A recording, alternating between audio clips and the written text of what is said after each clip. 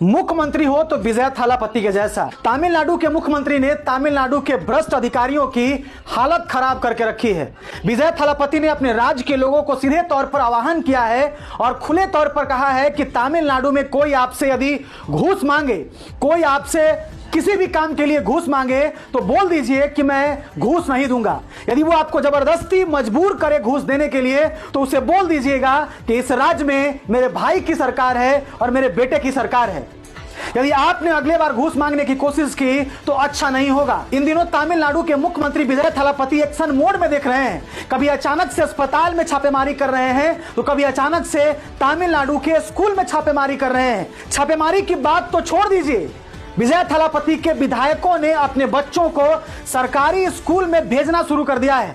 तमिलनाडु के कई ऐसे विधायक हैं जिन्होंने अपने बच्चों को सरकारी स्कूल में भेजने का फैसला किया है।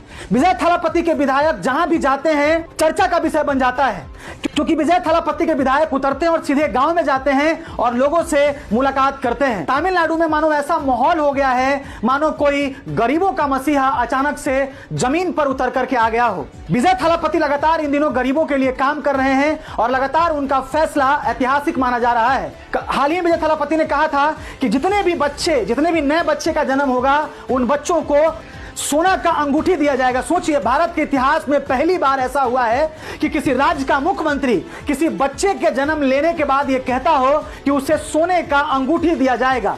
विजय थालापति ने एक और ऐतिहासिक काम किया है।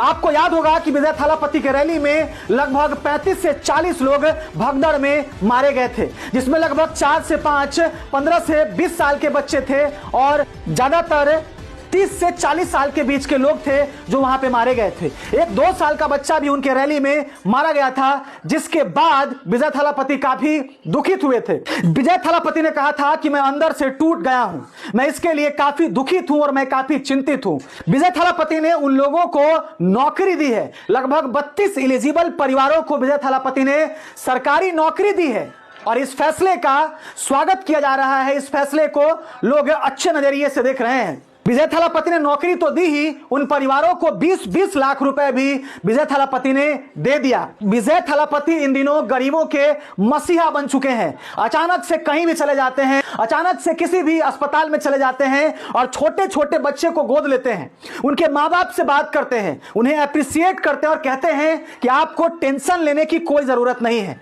आपका बेटा इस राज्य का मुख्यमंत्री बना है, आपको किसी भी प्रकार की कोई तनाव लेने की जरूरत नहीं है, क्योंकि आपका भतीजा इस तमिलनाडु का मुख्यमंत्री बना है और आपका भाई इस राज्य का मुख्यमंत्री बना है।